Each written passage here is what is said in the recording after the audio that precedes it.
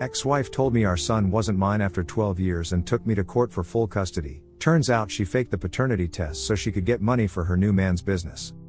This is a bit of an emergency, so I'll get right into it.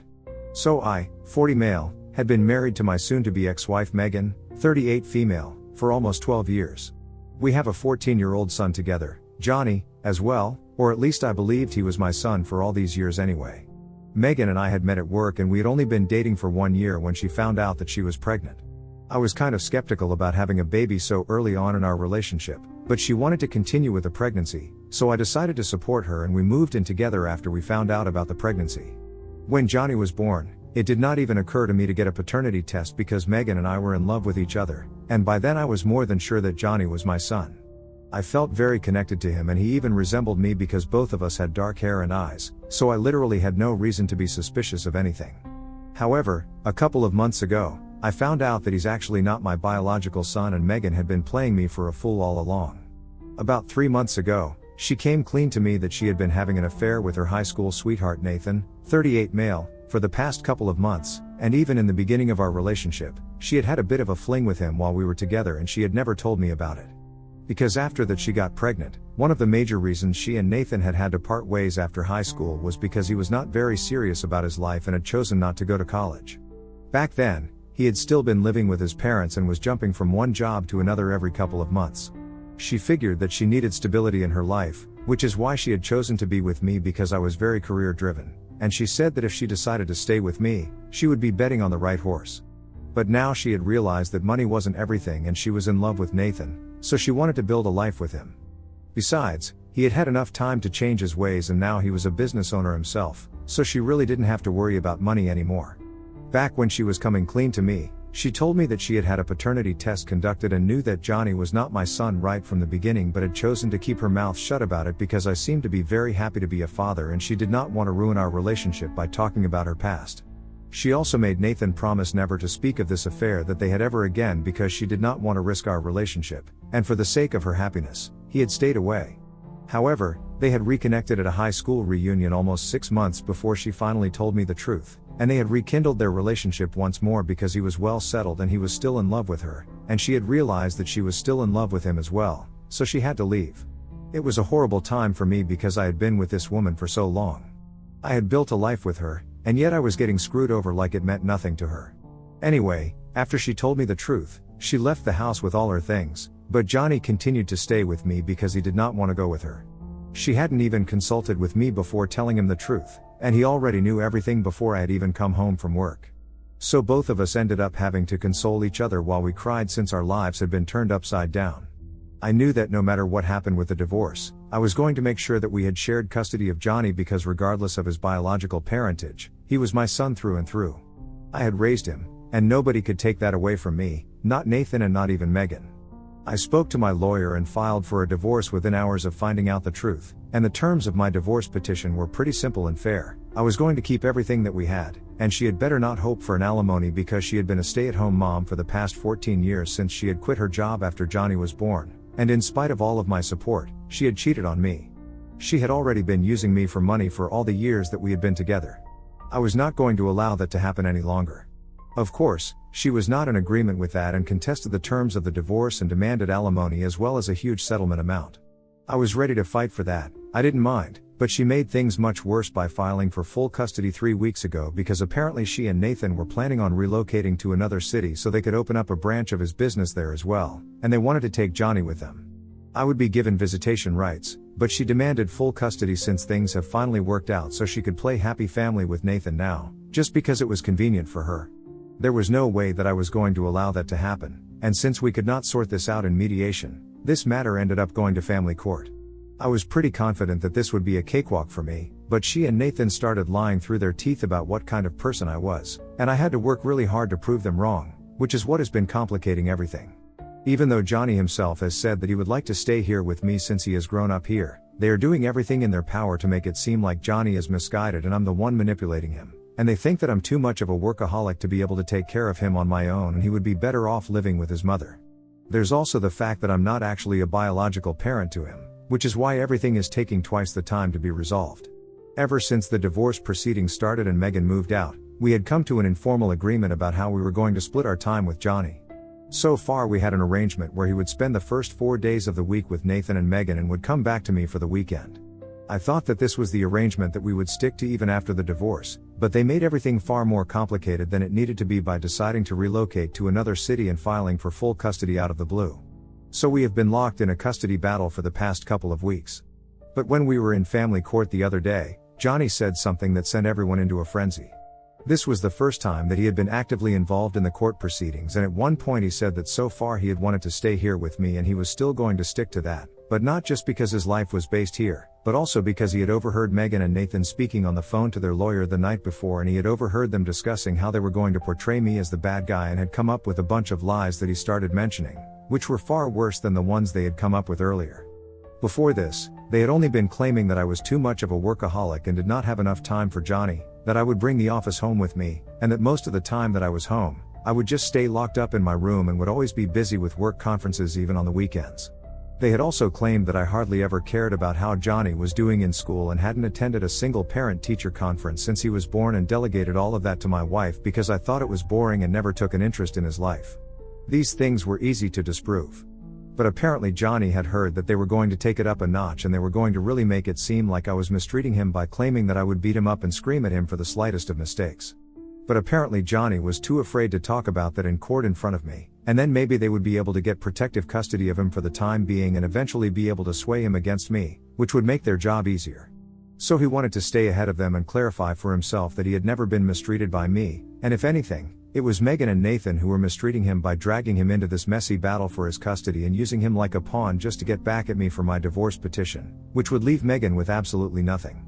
Even though my petition was fair since she had never earned anything on her own and had even had the audacity to cheat on me in spite of being heavily reliant on me, she thought that she deserved the alimony and the settlement that she was demanding and was planning on using Johnny's custody as leverage against me so we could come to a settlement in the divorce. And on the phone, he had heard her saying that once they had the money from the divorce, she would invest in Nathan's business and take it to new heights, and they had been practically raving with joy while discussing this. So volume had probably been the last thing on their minds. Unfortunately, they had forgotten to account for the fact that at the time, Johnny was staying with them and hadn't yet gone back to me, so they had been pretty loud and he had been standing right outside the door and had overheard everything. After Johnny exposed Megan and Nathan, nobody knew what to do, and so the meeting had to be adjourned because our lawyers got a bit too loud and we ended up having to leave early. I was pretty pleased because after Johnny had spoken up, I had turned to look at Megan and she literally had her head in her hands and was holding on to her hair with such force that I thought she was going to tear it out, which just meant that all of this was true and she was screwed. I was happy with how the situation had turned out, and instead of going back home with Megan, Johnny decided to walk up to me and we started to go home together. But Megan was furious, so she stopped us right as we were about to get into our car, grabbed Johnny by the arm, and started shaking him by demanding an explanation as to why he would do such a thing in court and ruin his chances of getting to live with her and Nathan. When I saw her shaking him, I lost my temper and I went up to her, stood in between them, and pushed her back so that she wouldn't be able to lay a finger on him. Luckily, my lawyer got all of that on camera and we will definitely be using that in our next session. But anyway, I told her to back off and said that it was her own fault for being a disgusting human being, and I was glad that Johnny had taken a stand for me because he was not a spineless, spoiled, greedy monster like her. I was already pretty pissed off by the way that she was treating Johnny, especially after what I had found out in court. I was in no mood to let this carry on, but then Nathan came to her rescue and started yelling at both of us about how she had done so much for our family and now we couldn't even let her have a real shot at happiness with him. I was not even interested in speaking to that guy, so I just rolled my eyes and started getting back into the car again. But then Megan continued to hang on to Johnny's arm and said that she was not going to allow him to come back home with me because I was the one brainwashing him against his own mother and she was not going to allow this to happen. She told me that so far she had only been fighting for full custody so she could take Johnny with her and Nathan when they moved away, but now she was going to make sure that I didn't even get visitation rights.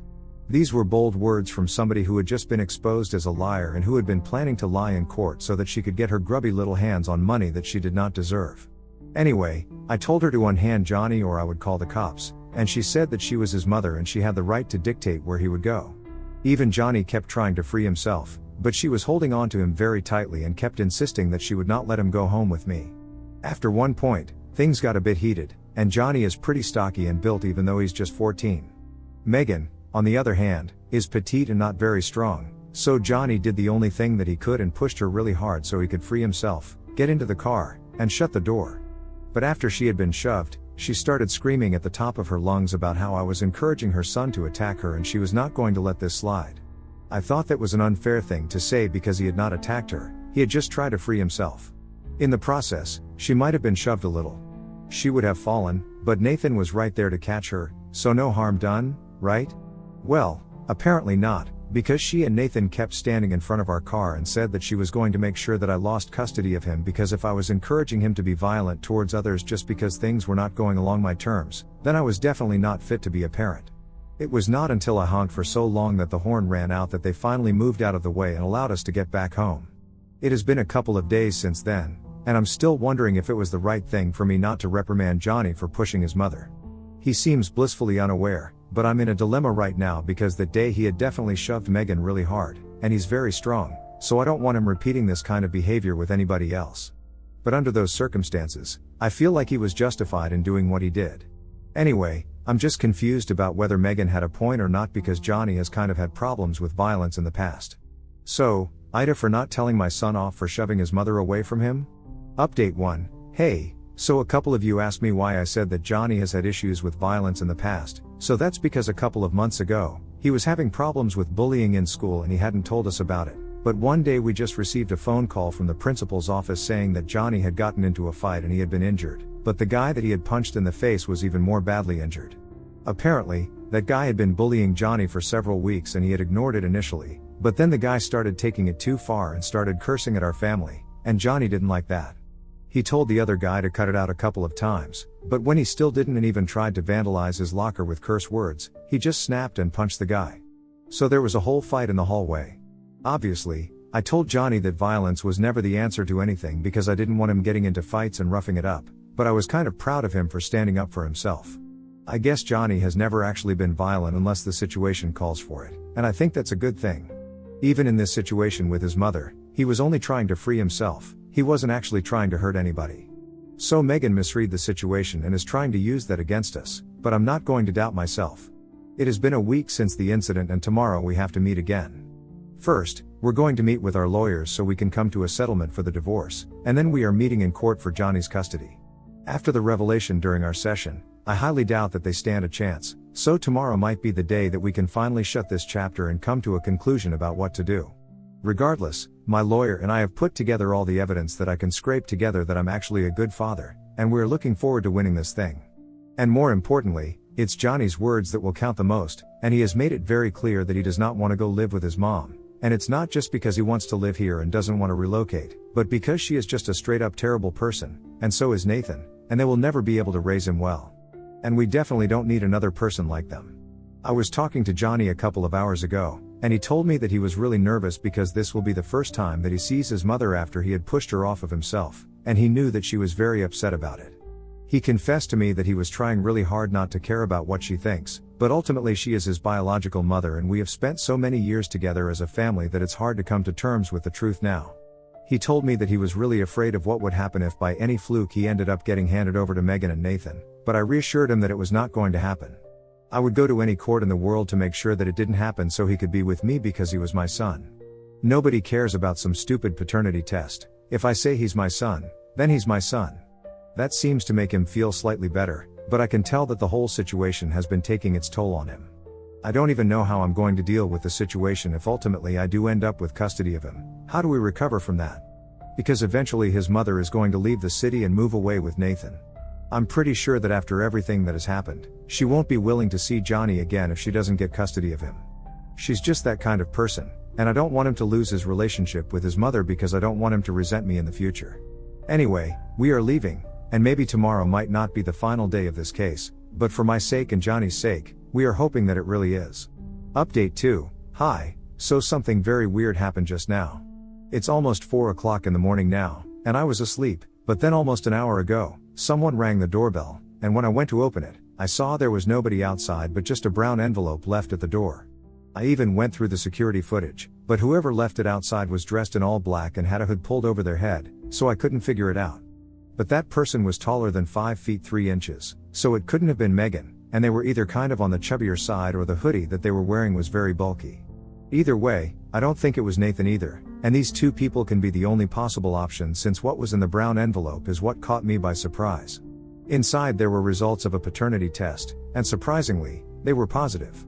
The results were from the same lab where we got tested a couple of months back when Megan told me that Johnny was not biologically my son, and she had shown me the results that said that Johnny and I were not a match. I had gotten the test done 3 times just to make sure that she was telling the truth, and all 3 times the results had been the same, and that's when I had finally been convinced of the truth.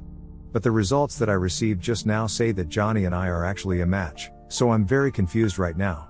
I don't know which results were fake and which are real. Truth be told, I found it very difficult to believe Johnny was not my son because we look so similar and I had never felt like he was not my son. So whoever sent me these test results is trying to mess with my head a day before we meet to decide on custody, or maybe there's something that I've been missing all along. Maybe Megan and Nathan pulled off paternity fraud or something. I called the laboratory just now, but obviously they did not answer because, well, they're probably not even open yet. However, the first thing I'm going to do tomorrow is go to check out the place because this is really confusing and I have no idea what to do right now. I have, however, spoken to my lawyer about this, and we're going to figure out something tomorrow. First, we just need to make sure that these results are real, so I'm going to get tested again, but this time I'm not going to tell Megan anything about it. I don't know why, but I just have a nagging feeling that I'm definitely going to get some answers tomorrow if I confront her with these results. Update 3, hey everyone, so today was a really long day. First, I headed to the laboratory with Johnny and my lawyer to ask about the results that I had received just last night, but before I could ask anybody about it, this guy who seemed to be in charge took us aside and told us that it was him. He had slipped me the envelope last night, but he hadn't actually expected me to come by. He explained to us that the first time that we got tested, Megan and Nathan had spoken to him already after they had done some digging and found out which laboratory the court worked with, and they had had an arrangement that he would change the results and show it as negative so she would be able to claim that Johnny was not my son and tried to take him away with her. Apparently, she had basically assumed that once I found out that Johnny was not my biological son, I would give up on trying to be his father and leave them alone. However, when that did not happen after I found out the results of the test for the first time and I went back for 2 more tests, she decided to tell this guy to help her out and fake the results twice more. All of this was done behind our backs, and she had promised him that eventually she would make him a partner in the business once she got the money out of our settlement, and he had been looking forward to that, which is why he had helped her out 2 more times and had the results falsified the results of the paternity test all 3 times. I was dumbstruck when I found out about this because I had literally never even thought that she would be capable of doing something like this. Anyway, he had had a change of heart recently because he had kept in touch with Megan all throughout, and he had heard what happened at family court last time that we met since she had to tell him that these things were taking longer than she had expected and they wouldn't be able to start their business for another couple of months, so he would have to wait. He had decided that he could no longer go with her then because she was clearly very immoral and unethical, and so he decided to slip me that document last night. He apologized to me for all the trouble that he had caused and practically begged me not to involve him in any of this because he really wanted to remain anonymous, and I was kind of upset because this guy who didn't even know me had screwed me over a couple of months back just for some money, and I really wanted to turn him in. But that would just mean going extra lengths for me, and I did not have the energy to do that. Maybe if he repeats this kind of behavior, somebody else will, but until then, I'm out. Besides, I already had the documents that I needed to prove my paternity, so it didn't matter to me what happened to him. If it came down to it and I had to prove something in court, I would definitely use that as evidence and turn him in. However, for now, I had a different plan in mind. So then I headed to court, but before we could sit down for our scheduled meeting to come to a settlement for the divorce, I took Megan aside and she was quite surprised by that move. I told her that I had received this document last night and they were the real results of the paternity test, so she instantly understood that I knew about the fraud that she had committed. She tried to act innocent at first, but I told her that paternity fraud is a big deal and I was going to give her one chance to get out of this without more trouble if she agreed to my terms of the petition this time and also signed her parental rights away over Johnny. She agreed to the first part, but the second part was what she was not fine with and tried to negotiate with me, saying that she was his mother and she could not just let him go. However, I was not buying any of that, and I told her that there is no mother in the world who would do something like this to her own son. So now she could do what I asked of her or I would create a lot of trouble for her. After arguing with me for almost 10 minutes, she finally agreed, and I felt like I had won. After that, I finally managed to come to a settlement, and my lawyer and I were thrilled because she had agreed to the terms of the petition. And after that, we only had to wait for our last showdown in family court, and there also things went exactly according to plan, and she was unhappy about it, but she agreed to terminate her parental rights over Johnny and leave. That took everybody by surprise since she had been fighting tooth and nail for his custody for the last couple of weeks, and now suddenly she had given up. So that seemed a bit weird, but I didn't care. I had one Johnny. My lawyer and I finally parted ways and went to our respective homes a couple of hours ago, and in a couple of days, my lawyer will have drawn up the papers and she will finally have signed away her rights, and then it's just going to be me and my son against the world. Even though I think it's kind of been like that for the last couple of months already, but I just can't wait for all of this to be over officially and then I can finally try and move on with my life because this has all been really intense. However, as of now, Johnny is extremely happy with the situation and so am I, so we're just trying to make the most of that.